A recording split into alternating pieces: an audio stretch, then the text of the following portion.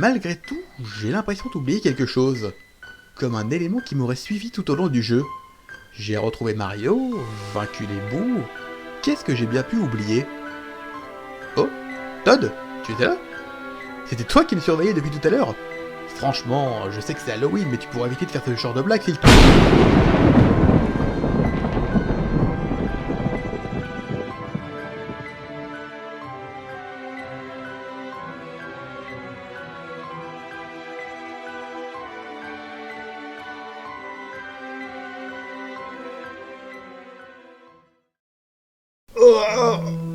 Oh la vache! J'ai l'impression d'avoir colmaté pendant 3 ans. Par contre, il s'est passé quoi? Je suis où là? Pourquoi je suis pas sur Vegas Pro? Pourquoi j'ai déjà mon skin de la saison 2? Bon, je suppose que je vais devoir découvrir tout ça tout seul.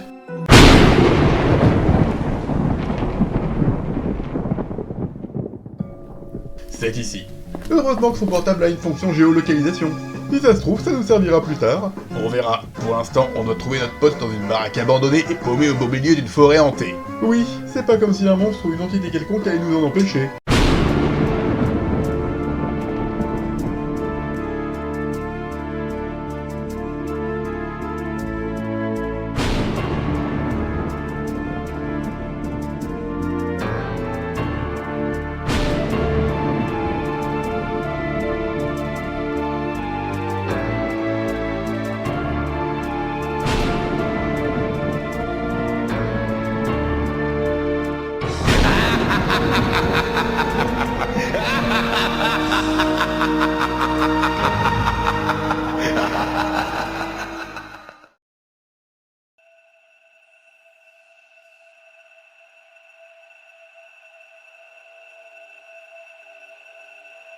Relax, Sana, c'est juste un manoir abandonné, tout ce qu'il y a de plus normal. Pense à quelque chose qui te détend, genre... Ah tiens, un dessin animé. C'est vrai que j'en regardais des tas quand j'étais petit, que ce soit des animés, des cartoons, des films d'animation, et j'en passe. Par contre, il y en a un que j'évitais souvent parce que... quelque chose me dérangeait ou m'effrayait. Et parmi eux se trouvait Scooby-Doo. Créé en 1969 et produit par Warner Bros., le pitch est relativement simple. On y suit Mystère et compagnie, un groupe de 5 amis qui voyagent en camionnette, parmi lesquels se trouve Scooby-Doo, un chien parlant, son meilleur ami Sammy, avec qui il forme un duo de gourmands et froussards, Riku, Fred, le leader, Vera, l'intello ayant pour gimmick de perdre ses lunettes, et Daphné qui...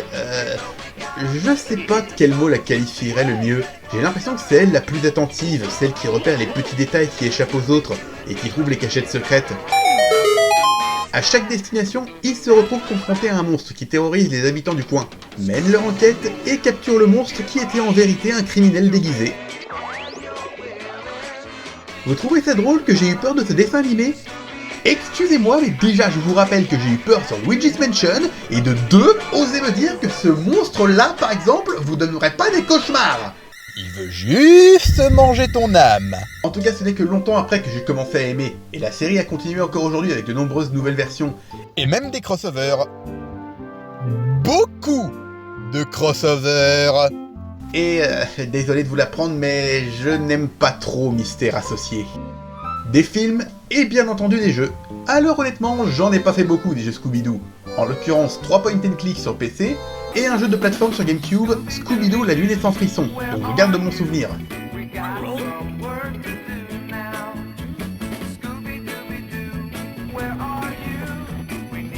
Je suis méchant. Ça commençait assez simplement. Le groupe était en route pour rencontrer Holly, une amie de Daphné, vivant au manoir mystique, non pas celui de Sonic Heroes. Et où son oncle, Alexander, un inventeur farfelu, a disparu. Tu crois que cette maison est possédée par le démon? Mais qu'est-ce que tu racontes? Il paraît que quand on est possédé par le démon il nous crache en plein visage. Ça c'est pas être possédé, ça c'est être postillonné par le démon. Et il paraît que quand t'es possédé par le démon il t'invite à travailler pour lui. Ça c'est pas être possédé, c'est être postulé par le démon. Sammy et Scooby, terrorisés comme à chaque fois, veulent rester dehors pendant que les autres partent enquêter. Malheureusement... Par là, ça glinglin, ça ressemble à un piège. Et Scooby se retrouve seul. Le jeu commence donc près de la Mystery Machine. Pour l'heure, le manoir est bloqué par un verrou qui ne s'ouvrira que si on a assez de Scooby-Scuit, ou Scooby Snack, ou Croc Scooby, appelez ça par la version que vous voulez. et qu'on peut ramasser un peu partout. On a cependant accès à l'aire de jeu dans laquelle on peut se familiariser avec les différentes capacités du chien, qui sont très limitées au début, mais nous y reviendrons. Une fois l'accès au manoir ouvert, on peut enfin entrer à l'intérieur, mais absolument aucune trace des autres. Y'a quelqu'un? J'ai besoin d'aide. Waouh, merci Scooby-Doo. Je devenais cinglée là-dedans. Ah, oui. Ça vient peut-être du premier dessin animé, mais parfois on entend des rires enregistrés durant la partie. À des moments assez aléatoires, j'ai l'impression. Hein? Todd? Alors c'est toi qui m'as amené ici, hein? Oh, attends, petit va voir!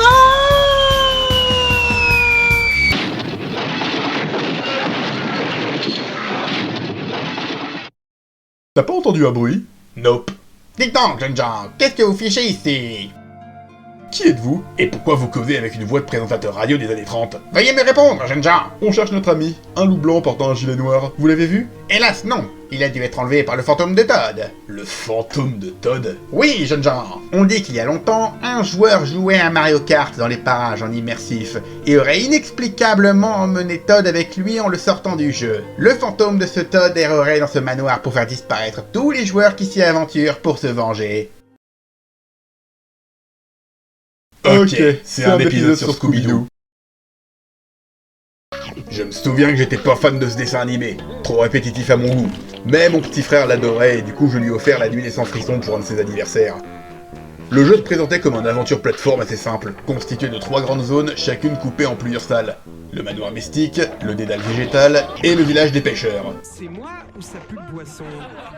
Chaque salle est un petit niveau de plateforme en lui-même, et il faut régulièrement altérer entre les différentes zones du jeu pour avancer. N'était-il pas plus simple de faire intégralement une zone avant de passer à la suivante? Bien sûr, mais ça aurait été trop simple. En fait, tout au long de l'exploration, on peut remarquer des chemins encore inaccessibles par un saut, des interrupteurs qu'on ne peut pas activer, ou encore du goudron qui nous empêche de sauter. Qu'est-ce que c'est? Qu'est-ce que c'est que cette matière? Pour te dire, il peut même pas battre les ennemis, juste les assommer. Donc forcément, ça limite les déplacements. Ah, je vois où tu veux en venir. Il y a des améliorations à trouver pour progresser, c'est ça? Exact. Après avoir obtenu la carte dans le manoir, on peut recevoir l'appel de ce type chelou qui nous donne des infos. Ce qui permet de déterrer la clé menant au village des pêcheurs. Et en y avançant aussi loin que possible, on chope les ressorts qui permettent de faire un double saut. Et donc d'atteindre la clé menant au dédale végétal. J'ai trouvé un raccourci dans votre labyrinthe. Une fois de plus, en allant aussi loin que possible, on obtient le casque qui permet cette fois de vraiment vaincre les ennemis. À partir de là, on peut reprendre l'exploration du manoir. C'est bien vu, cela permet de passer régulièrement d'une zone à l'autre, plutôt que de rester longtemps dans la même et risquer de s'ennuyer. Et ça fait penser un peu à Metroid, non? C'est vrai, en moins labyrinthique cela dit. De plus, on a des téléporteurs un peu partout pour faciliter les allers-retours, ce qui retire la frustration de devoir tout se retaper à chaque fois. C'est une technique qui s'appelle le déplacement instantané. Et grâce aux améliorations, on peut avancer plus loin dans le manoir, et retrouver Vera, prisonnière, ainsi que le Mastermind, responsable de la disparition du professeur, de la présence des monstres, et de l'enlèvement de nos potes. Ah, tu es le fameux Scooby-Doo. Non, c'est pas moi, j'ai un alibi, j'étais au cinéma. Attention, le chevalier noir. Oh non! Pour sauver Vera, on doit vaincre le chevalier gris très foncé. Clairement, les boss sont pas le gros morceau du jeu. Pour lui par exemple, ça consiste juste à enfoncer l'interrupteur juste au-dessus duquel il passe. C'est même limite du Game & Watch à ce niveau-là.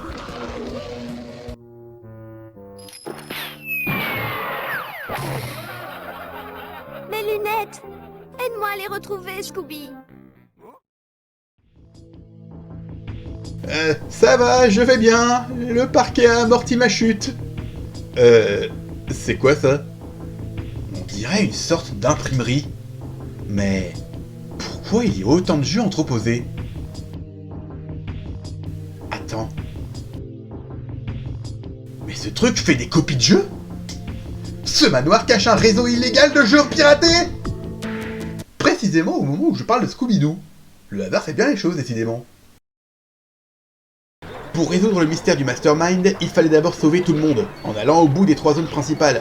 Sammy, lui, n'a pas été capturé. On le retrouve même régulièrement durant l'aventure où il nous file un coup de main selon la situation. Parfois, il faudra d'abord le sauver d'un faux pas. Accélérez s'il vous plaît. Eh oh, je suis presque au plancher, c'est pas une Lamborghini ma caisse. Il y a un ordre précis pour les secourir car chaque boss vaincu débloque une amélioration qui lui permet d'aller plus loin dans une des deux autres zones. Les bots en l'occurrence nous permettent de courir et de sauter sur les surfaces collantes.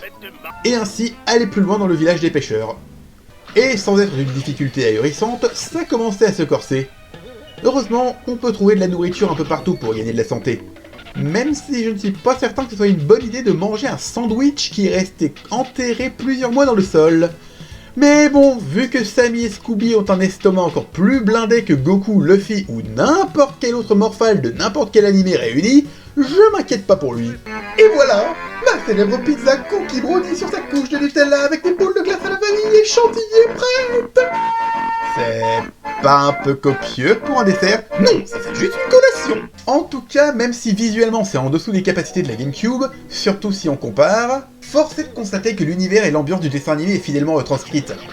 Que ce soit dans l'esthétique des différents environnements, ou la présence de la plupart des monstres du dessin animé comme le dégoudronnant, la sorcière et le zombie qui viennent du même épisode, même si un petit effort aurait pu être fait pour vraiment les démarquer au niveau de leur pattern, et pour leur dangerosité aussi.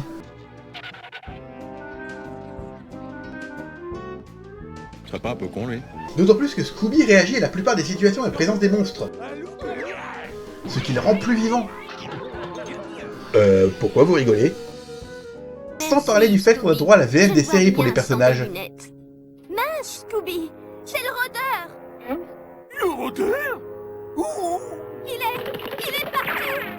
Cours, Scooby. Enfin... Attends!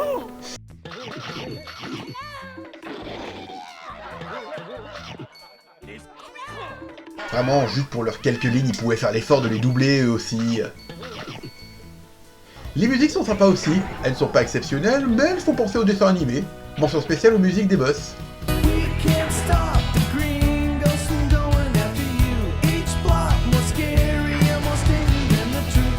À part ça, rien de particulier à dire de...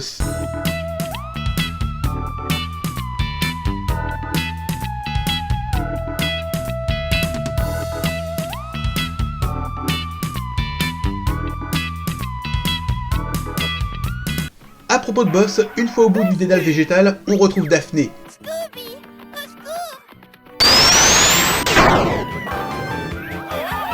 Qui d'ailleurs nous aide à combattre le fantôme vert. Ce n'est qu'une créature démoniaque que je renvoie à l'enfer auquel elle appartient. Et on trouve ce que Holly qualifie comme étant l'une des meilleures inventions de son oncle. On dirait un parapluie. Voilà, Luc vient d'inventer la télécommande.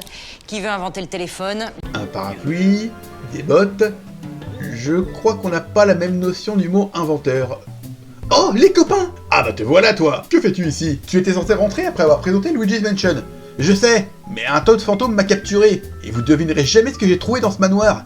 Une fabrique de copies pirates de jeux. Une fabrique de jeux piratés et un fantôme qui rôde. Tu te souviens où elle est? Ouais. Je crois que je commence à comprendre. Et si nous capturions ce fantôme? Décidément. Il ne reste plus que Fred à sauver au village des pêcheurs. Rien ne peut nous empêcher d'aller au bout. Du moins, si on a pris le temps de ramasser le plus de Scooby-Scooby possible. Certaines portes sont bloquées par un verrou comme celui du début, et pour l'ouvrir, un grand nombre de biscuits sont nécessaires. Ouais, mon frère avait fait la boulette de ne pas prendre le temps de ramasser en explorant. Du coup, à un moment, il s'est retrouvé bloqué et obligé de refaire toutes les salles pour ramasser des biscuits. Dans ce cas, autant ne pas ouvrir celui menant la galerie avant d'arriver à la fin du jeu, histoire d'économiser des biscuits. Il y a des jetons monstres cachés un peu partout dans le jeu, certains plus difficiles à atteindre que d'autres.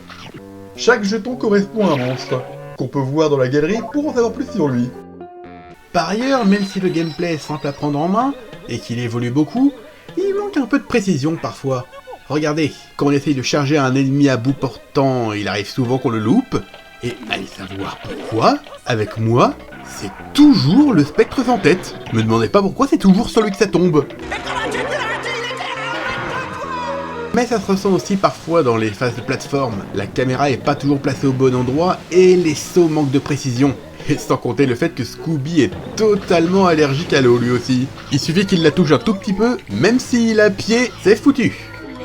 Après avoir traversé un cimetière d'épaves en pleine tempête, on retrouve finalement Fred en proie au fantôme de Barberousse, qui clairement ne relève pas le niveau des précédents boss. Regardez-le, attendre tranquillement sous l'énorme coffre que je dois faire tomber sur sa tête, et qui se rapproche peu à peu à chaque corde qu'il coupe lui-même. D'ailleurs, je soupçonne les devs d'avoir eu un coup de flemme pour ce boss. Regardez, les cordes tranchées disparaissent d'un coup sans aucune animation. Non, vraiment, un boss pas bien impressionnant et son épée part vers moi avant même qu'il ne la lance. Arrière, démon!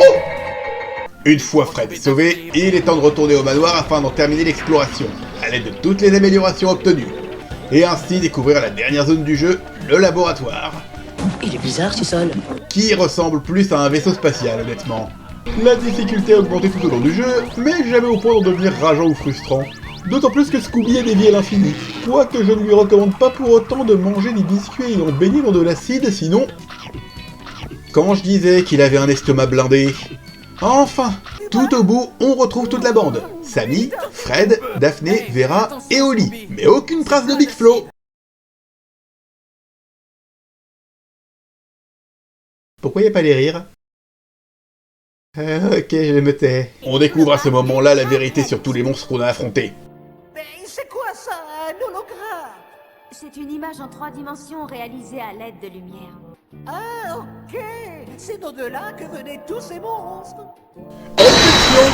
Mademoiselle Dinkley, si les monstres sont des hologrammes, comment expliquez-vous qu'on puisse les toucher et réciproquement? Il ne reste plus qu'à affronter Mastermind. On n'ira pas plus loin. Et c'est la dernière de tes 9 filles. Ça, c'est pour les chats. Et je ne suis pas un chat.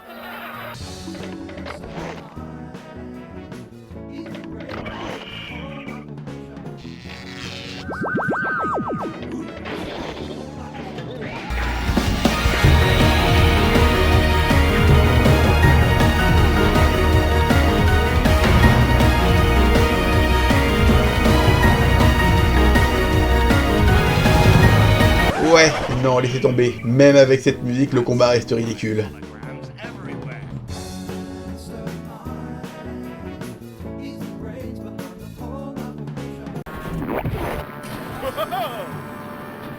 Vient le moment de démasquer Mastermind.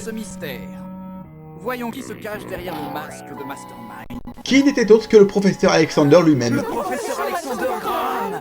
Mais, plot twist! Il y a quelque chose qui cloche. Je crois que quelqu'un nous joue un tour avec de la lumière. Ce n'était qu'une feinte de Holly qui était la véritable personne derrière tout ça, et qui a tenté de faire porter le chapeau à son oncle pour réquisitionner son invention. Et ainsi, le mystère est résolu. J'aurais pu faire fortune. Ouais, c'était une bonne idée. Oui, et ça aurait certainement marché si vous ne vous étiez pas mêlé de mes affaires, vous et votre sale cabot. Oui, je te rappelle quand même que c'est toi qui nous as fait venir à la base.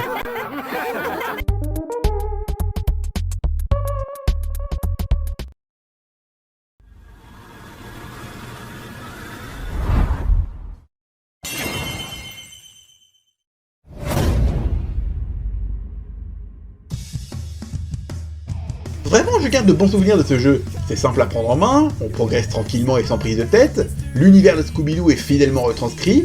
Je regrette juste que l'aspect enquête soit autant mis de côté. Ça aurait pu donner un mélange intéressant.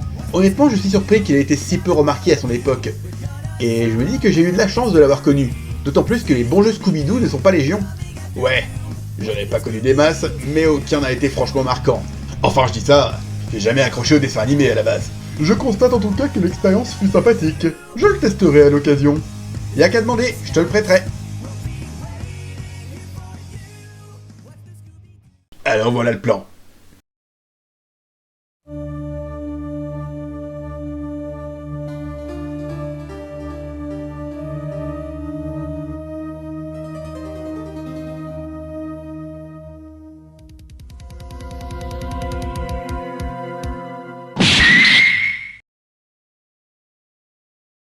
Je vous l'avais dit, une bonne droite dans les gencives, ça marche à tous les coups. Une fabrique de jeux piratés? Oui, cet individu gérait un réseau de vente de jeux illégaux, et a inventé l'histoire du fantôme de Todd pour éloigner les trop curieux de son business. Mais qui est-il en fin de compte? Cet inconnu? Vous vous attendiez à qui? Au gardien chelou qu'on a comme par hasard rencontré dans cet épisode?